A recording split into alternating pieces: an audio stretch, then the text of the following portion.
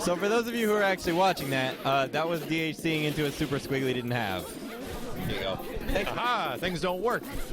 They will work, but they didn't work. Dude, I saw... Okay, I ran into the craziest thing when I was playing earlier, and let me know if this makes any sense. A guy I was facing was using Valentine with grab assist, and I was using Valentine with crouching medium kick assist, because I was told it's good. So... Okay. So, ooh, I got top 8 here telling me no. Yo, dog.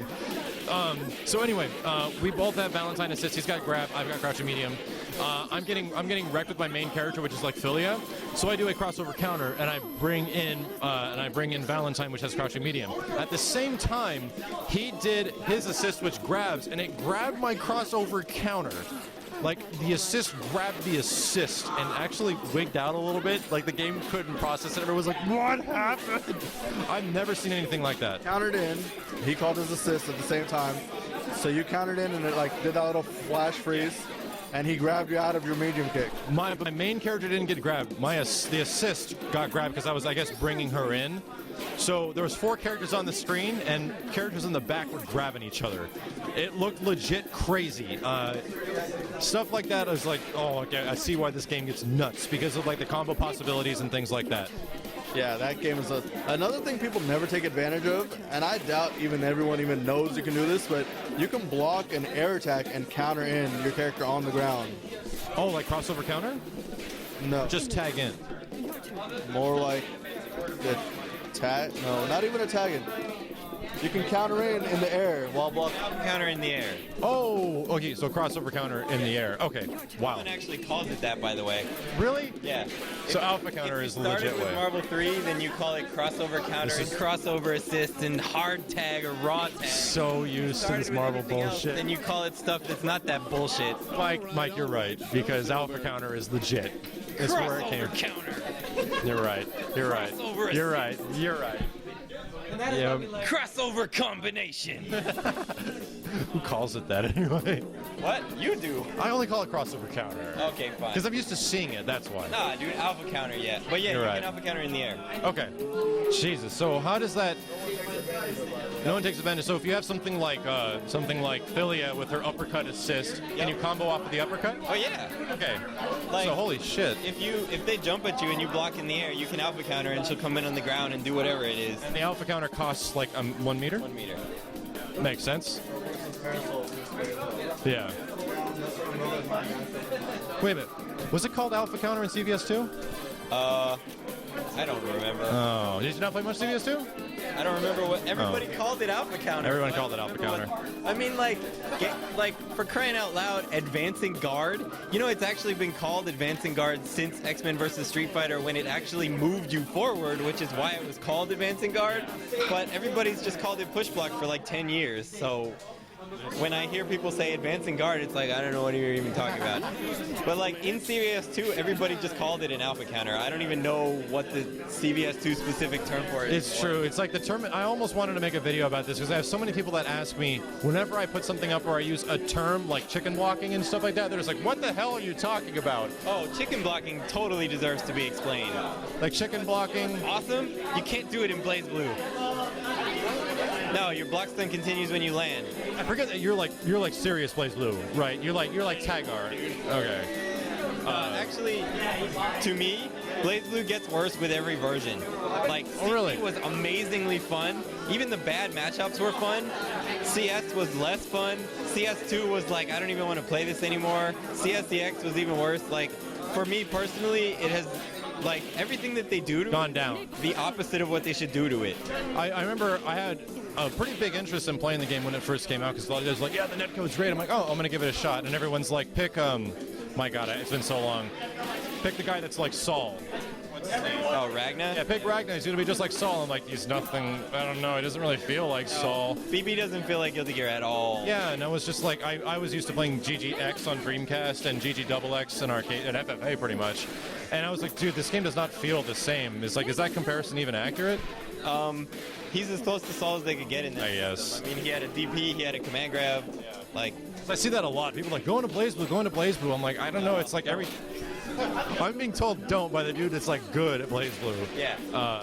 Yo, if they'd have kept CT and fixed it up, then I would be telling you to play it. There we go. There we go. I guess I might not be covering BlazBlue anytime soon. But to be honest, I'm sorry, I have to say this out loud as a game designer.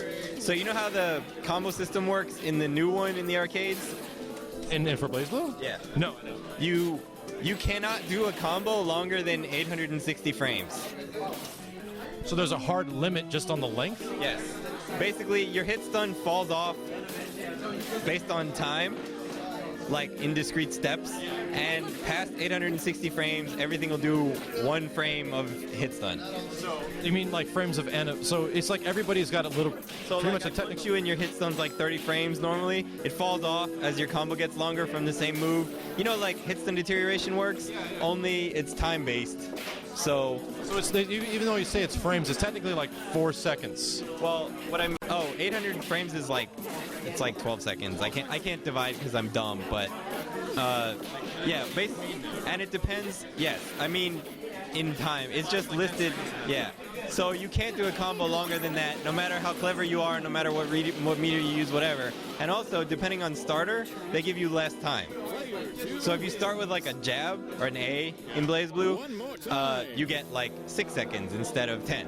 Now, why would they do that? Because lately, because the people that design BlazBlue, Marvel, and BlazBlue, Marvel, and SF4 don't actually know how to make fighting games. You're saying Neo G is not good guy. Pretty much. And Mori don't know crap compared to Daisuke. I'm sorry, Mori. So they decided that the biggest problem in the game was long combos, which is pretty true. BlazBlue had very, very, very long combos, but instead of actually fixing it by fixing the system, they just put in like a hard limit of like, you can't go past this amount of time, which seems to be like a huge trend in fighting games nowadays, is ridiculously long combos. Like even in Injustice that just came out, which I have issues with, there's ridiculously long combos. Yeah, I have other issues with it that have nothing to do with that. Even, yeah, no kidding. Even with like Marvel 2, there's certain characters that can do long combos, but for the most part, it's kind of like Magic Series Super for the greater majority of the cast. You know, that's one of the things. That's actually one of the reasons why I keep having these tests with different builds. What I'm trying to do is shorten the combos without doing it in some kind of arbitrary way that's just like, and now the game says your combo is over. Yeah. So I had Undizzy for a long time. Now I'm trying, like, you know what Undizzy like in Marvel 2, where when you would be stunned, you pop out? Yeah. It's weird what I don't have to explain to you, because like sometimes some stuff I do and some stuff is just like, oh yeah. But so I'm trying to do the same thing with the infinite prevention system in this, is like tweak it a bit so that combos get shorter, but it's not like artificially shorter, where it's just like, it has nothing to do with how good you are or what you did, it's just over. And the guys were explaining to me for combo variety, they have like the pink flash, where you can break the combos if you keep doing. So how does that work exactly? Because I'm not familiar with the system. Is it just repeated same button attacks? It's basically starting a chain with the button that you used before. Okay. So it's essentially encouraging more than the same combo over and over again. Like, it encourages variety, because basically, like, if you go back to pre-patch when Fortune had nom loops, you had to start every one of them with a different button, so there weren't actually any infinites. Like, I'm actually really proud of this. I'm sorry I have to say it, but there are no infinites in SG. Like, it's the first thing since Super Turbo that shipped without any infinites. Yeah, it's kind of nuts, even in Justice. But so there aren't any infinites, but the combos were really, really long because the infinite prevention system was as nice as possible. It was like, all right, I'm gonna give you like every chance to use every button, whatever. So now I'm tightening it down because I would like there to not be infinites, but I would also like there not to be minute-long touch of deaths. Yeah. So these sessions are experiments with what can I do to the combo system, and watching people actually play it for hours and getting feedback from people on the stream that are like, what does it actually affect? And I think that's a big difference between... Also, I gotta interrupt. Somebody on the stream chat said Stomp Loop. Stomp Loop's not actually an infinite. You can't maintain the same amount of height and the same distance. Burn! Yeah. So even the accidental crap that I left in that lets you do something for a really, really long time still isn't infinite. So, that was luck, though. And that was... Wow, I just lost my train of thought where it's like... Yeah, how infinites are eventually evolved in fighting game systems, which I honestly feel like a game like Marvel 3, for example, they kind of left ridiculous things open-ended, where it was like, we don't want to try to touch this up or try to tweak it, just to leave it open-ended to see what people can come up with. And now we have a game that's like virtual loops and zero, and I really have disliked the way Marvel 3 has evolved over time. I kind of like Marvel 2 more because it's a lot more action-packed. Well, I have to... Whenever people compare the two, so first of all, I think the reason they left Marvel 3 open was because they didn't know what they were doing. I was about to ask you. But regardless of that, they made a game with a certain system. The huge difference between Marvel 3 and Marvel 2 is in Marvel 3 they put in hit-stun deterioration, but then they turned it off in certain situations. Yeah, for some characters, for the hell of it. Well, or like on TACs, like they turned it off in certain situations because the system that they made interfered with the gameplay that they wanted. Whereas in Marvel 2, everything is undizzy limited, right? You will not see a practical infinite in Marvel 2 that can actually go forever. Because it hits out when you reach your undizzy limit. In Marvel 3, when you find an infinite like the TAC stuff, if they didn't die, you could actually do those forever because there's no longer any limit. Yeah. To a designer, that's the huge difference between both games. Like in both games, the combo system is super open. You can figure out a lot of different stuff to do. You can extend stuff in ways that the developers didn't even have in mind. Exactly. But in Marvel 2, you're still limited by their system. In Marvel 3, it's always going to apply. yeah, in Marvel 3, you just turn it off, and then you can do whatever the hell you want. That's the stuff that kind of bugged me in the long run, when, especially like Dante and Marvel 3 Vanilla, and then I'm going to use Virgil as an example, because they had moves that just cause the same amount of hit stun all the time, no matter at what point in the combo. And it's like, why do these characters get this wonderful example and you just ditch the rest of the cast? So, yeah, and it's like, I don't think they anticipated that. They didn't program it that way. They just like, oh, we forgot. Whatever. No, actually, I mean, so there are certain things like the zero loop works because every hit is a knockdown, right? Yeah. There was nothing that they could do about that short of actually having hit-stun deterioration apply to knockdowns, which is maybe not something that you want to do. But that's one of the reasons why hit-stun deterioration doesn't really work as a system, because either like you have to do what they did in vanilla Marvel 2 or Marvel 3, which is like Captain America's Infinite, was because they turned hit-stun deterioration off on the shield, because otherwise, when you got too far into the combo, the shield wouldn't combo into itself. Yeah. And it's the same thing with like Akuma's Hurricane Kick. They turned off hit-stun deterioration on the Hurricane Kick because otherwise it wouldn't combo into itself. But those lead to, all you have to do is figure out a situation where you only use that move and you get around hit-stun deterioration. So this is the stuff I love, is like talking about the deep system mechanics that come as a result of games, and why I like talking about Skullgirls right now, because it's evolved to a point of which that I think it's like a ridiculously superior product. That right now Skullgirls feels like a more evolved version of Marvel 2. And was that the goal, essentially? That was mostly what I was going for. Okay, it feels that way. What I really wanted was Marvel 2... Well, so what I really wanted was X-Men versus Street Fighter without the infinites. Yeah. But the problem with X-Men is what we ended up with in Skullgirls, which is minute-long stuff that's not infinite. So now I'm going for, I would like it to be a little bit more Marvel 2, where you still have to do shorter stuff. Where there's a pop-out, but not a legit rule for pop-out, right? Well, I don't know if I'm going to do Undizzy, because I had Undizzy for the last couple months. You missed it, because this week I switched over to trying to see if I can make IPS changes. These change every week. Yeah. Like, sometimes it changes twice in a night. Okay. I mean, like, I guess people are surprised by this, but even like the first Evo that we brought the game to before it was out, we had just put in Parasol. Like, she just started to exist. So she had a system for how her tiers worked, and I watched people use it the first day, and I was like, no one is getting this at all. So in between the 2 days that we had the game out, I changed it into what it is now. And I watched people use it again. I mean, like, for a developer, I guess what I don't get other developers not doing stuff like this, because it is so much more valuable to just watch people that you didn't explain the game to try to play the game. Yeah. I mean, there's something else that I could say to you except for we're on stream. Yeah. Like, I urge other companies that I'm involved with to do critical. This also. Yeah. It's such a... That's okay. You're talking about the common problem of fighting games. It's like the issue of teaching the player the things that aren't obvious and making them obvious. Or even beyond that, as a developer, you have no idea what's in your game. I'm just gonna say this straight up. Every game when I see people be like, this is our most balanced game yet, there won't be any problems with this, whatever. They have no clue. We had no clue. The Injustice people had no clue. I mean, you do what you can to make sure that, like, well, this guy can't just loop hard punch into itself over and over again. But, like, all the stuff about, like, the thing in Injustice where you can hold down back and hit, throw, and stick. Oh, yeah, the infinite guard. Safe. Like, they had no idea. I mean, so you hope that it's going to be okay, but the only way that you find that stuff is by having people play it. A ton of people play the game all the time. So we had, since Skullgirls existed with one character, I was bringing it everywhere I went and coercing people into playing it just so I could watch them play it and see what they found and see what they used and see what they didn't. I mean, that's most of designing fighting games. You know, for fucking World Warrior, the very first Street Fighter II, the World Warrior, they tested that game for a year before they put it out. There you go. I mean, that's kind of the attention that fighting games probably deserve, right? Instead of just maybe 2 or 3 Japanese guys in a room figuring out a fighting game, which is kind of how it goes. Yeah. Or like when they brought Street Fighter 4 to Fight Club, right? Oh, yeah. That was brilliant. When everybody at Fight Club played it and we were all like, this game is total crap.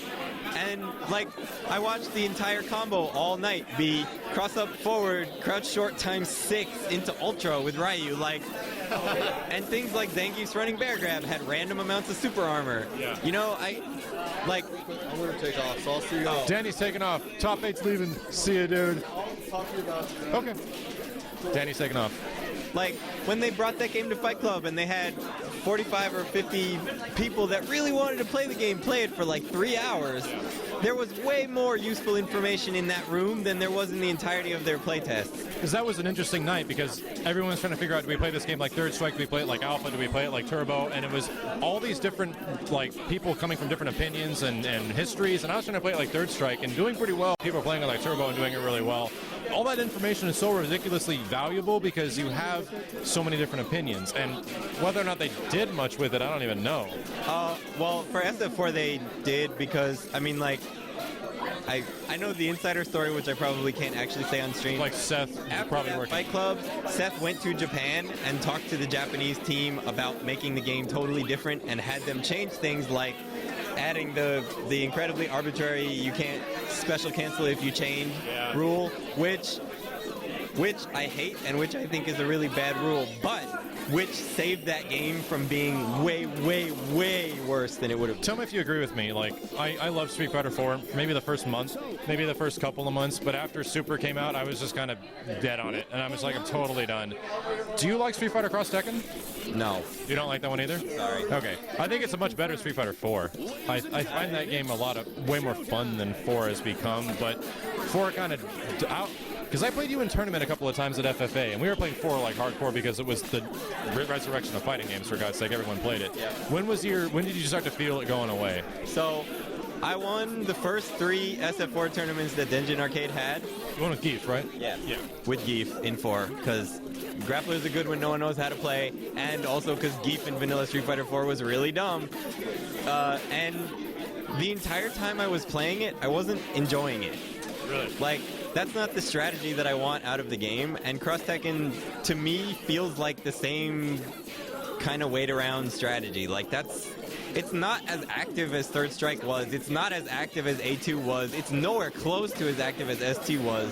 Like, it's a lot of waiting and kind Waiting. Oh, you just nailed it, dude. It's like I actively, profoundly profess my greatest weakness as a fighting game player is that I lose patience very fast, even in tournament and out tournament. And it's just like, that's why I like Third Strike a lot. And I like older Capcom fighting games, is that patience is encouraged, but they're very active games. And that definitely translated. And I feel like, I know with Skullgirls as well, it's like, go beat each other up, please.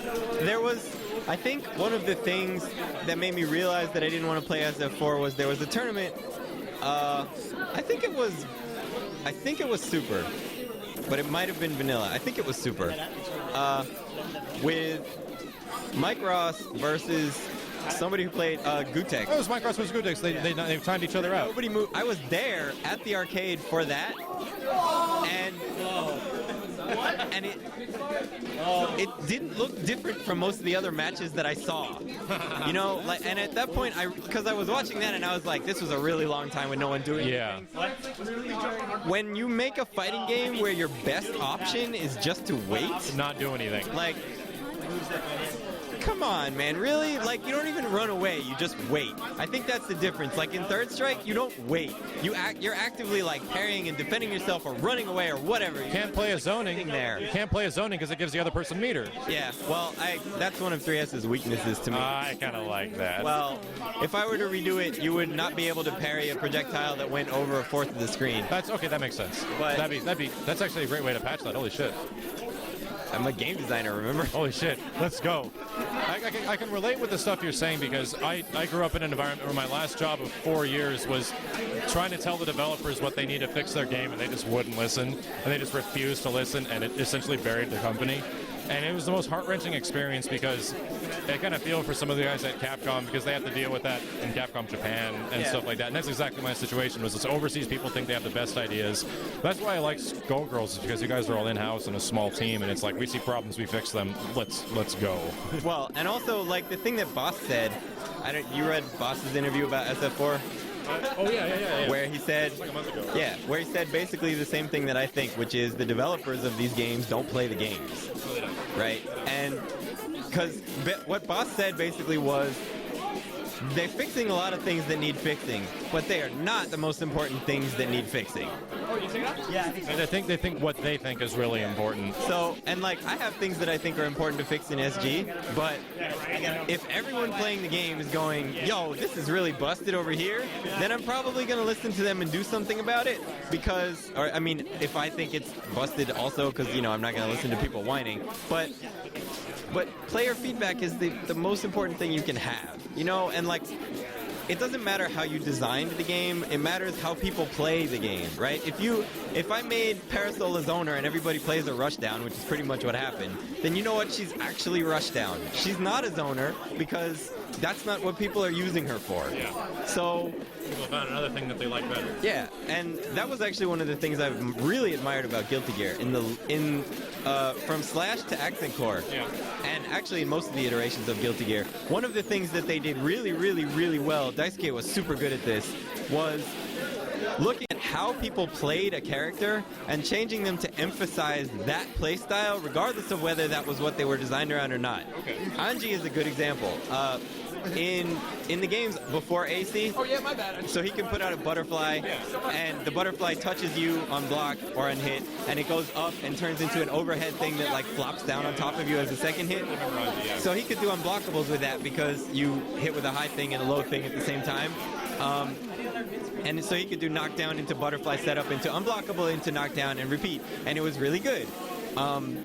And people slept on Anji, but it was really, really, really good. Powerful. So in AC, they made the regular butterfly not an overhead, but they made the force break butterfly still an overhead. So if you wanted to get an unblockable, you could spend 25% meter and still do it. So they kept this thing that most game designers would just be like, that's busted, I'm taking that shit out. And they went, all right, well, we're going to let you do that because that's what people are doing with this character and that's what people are enjoying. We're just going to make it slightly more fair and balanced by meter. And that makes sense. So it's like, yeah, just adjust one thing slightly and don't rip it out of the game. It was, yeah, it's that whole approach that made me really admire the Guilty Gear series. Like, how are people playing Soul? We're going to change it to be slightly more like that. How are people playing Order Soul? All right, we're going to, because they put in Order Soul in Slash, and he was really bad, but that was because people were playing him not the way he was designed to be played. So instead of reinforcing that people should be playing him differently, they redesigned him so that the way people were playing him worked. And like, to me, as a game designer, that's amazing. Because that requires you to give up your vision for the thing and say, all right, well, the players are doing admit defeat. That's important, you know? And that's where player feedback changed the game. Yes, I've very much been trying to do that with Skullgirls. I mean, Eddie's another example. He lived on unblockables in Reload, but they were really good because your guard bar went all the way up. So in Slash, they took away almost everything Eddie had, and he was a terrible character. He was the worst he's ever been in Slash. And in AC, they went, you know what?